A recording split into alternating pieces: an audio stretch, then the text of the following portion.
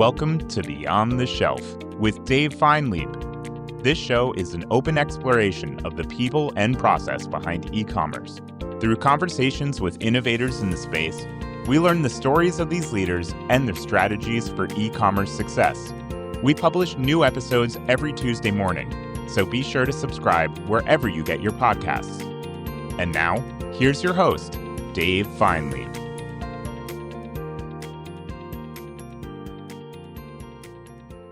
Welcome back to Beyond the Shelf. We're sharing a special series of mini episodes recorded live at the WBR Commerce Media Brand Summit in Atlanta, where CPG brands, retailers, and technology partners came together to share strategies for navigating the rapidly evolving world of retail media. The event brought together industry leaders for 2 days of conversations around new technologies, media strategies, and the changing ways brands drive traffic, market share, and revenue. While he was there, Dave sat down with a number of leaders for quick conversations right from the show floor. In this minisode, Dave speaks with Collin Colburn from the IAB about how retail media is entering its next phase of maturity, moving beyond rapid growth into a focus on integration, transparency, and performance. Collin shares how brands are starting to think more holistically about omnichannel strategies, connecting retail media with channels like CTV, social, and audio to reach consumers across the full funnel.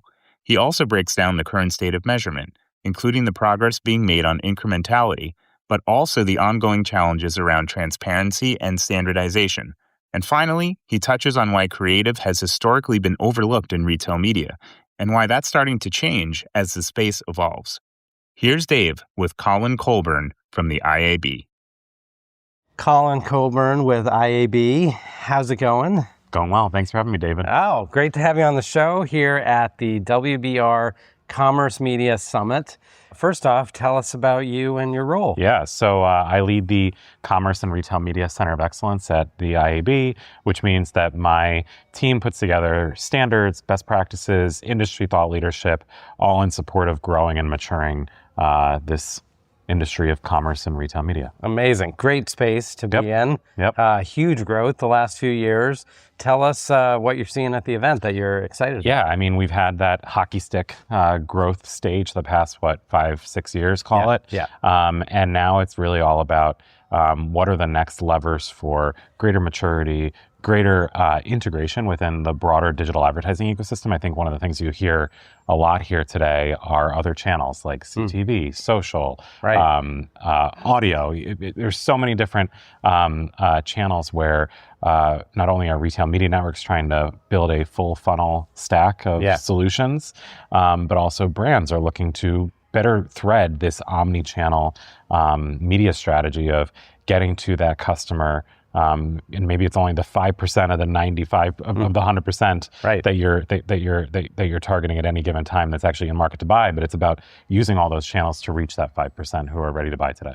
Amazing. Now, we hear a lot about measurement, of course. Tell us about that. What's sort of the latest? What are brands thinking about? Yeah, I mean, measurement has dominated the conversation in our category since its advent, right? And it still does in many ways. We've made good progress, I think, with one of the themes you hear on stage is incrementality and better being able to prove sales that would not have occurred without that media or advertising support. You see retailers actually starting to build this muscle and capability increasingly.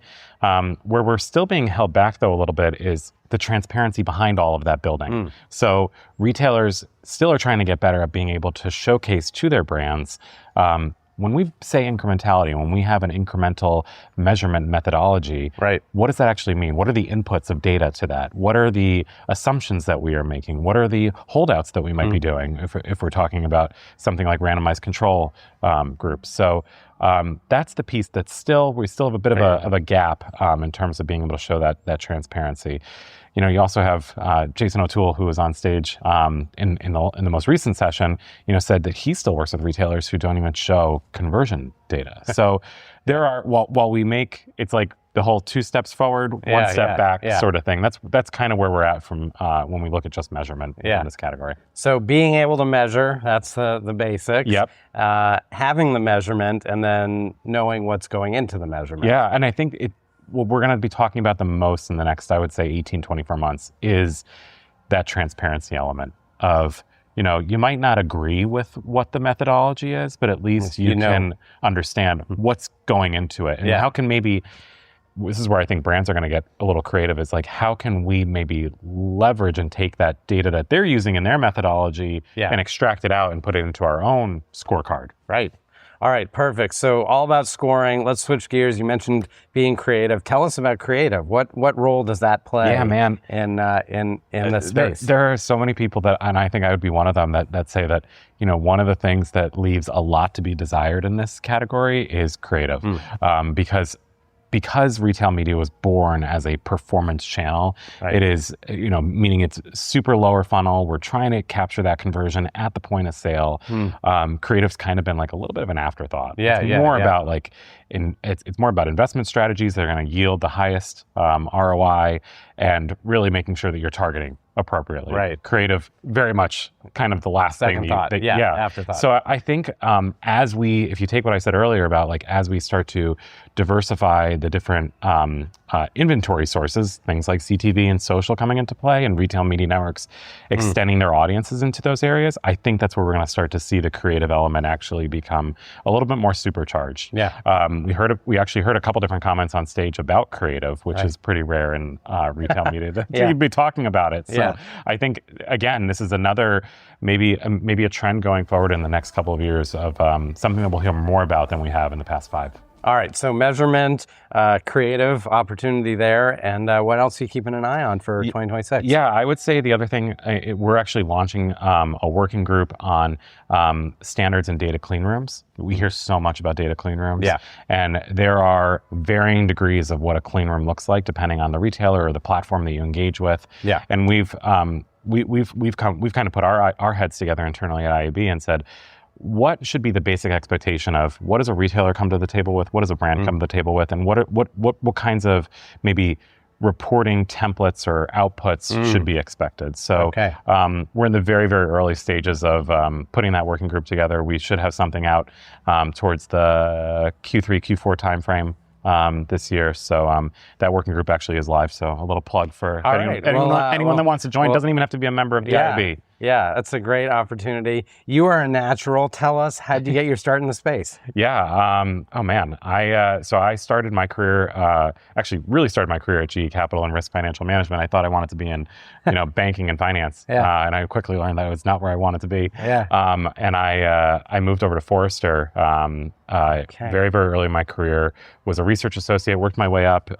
Actually built their retail media practice in 2016, which didn't feel early at the time, because at that time, if everyone remembers, Amazon hit $1 billion in ad sales in I believe it was 2017. Wow. So we felt like, oh gosh, we're so behind. There's this player, there's this beast. Yeah, that's and now grown. we got another couple zeros on there. And now I say it, and I'm like, wow, 10 years ago, that was actually pretty good. Pretty advanced. Yeah. So that's really how I got my start in this space. Awesome. I've had some weird zigs, not weird, but really cool zigs and zags in my career that have put me kind of in a nice, sort of have a holistic view of different players in the categories, whether we're talking about retailers or brands or ad tech or agency. It's great. What did Steve Jobs say? You can only connect the dots looking in reverse. So it sounds like you've done a nice job. I've done a little bit of that. Yeah. And I look forward to doing more of it. All right, Collin, great to meet David, you. Thank you very much. Great having you on the show here at the WBR Commerce Media Summit on Beyond the Shelf. That's right. All right.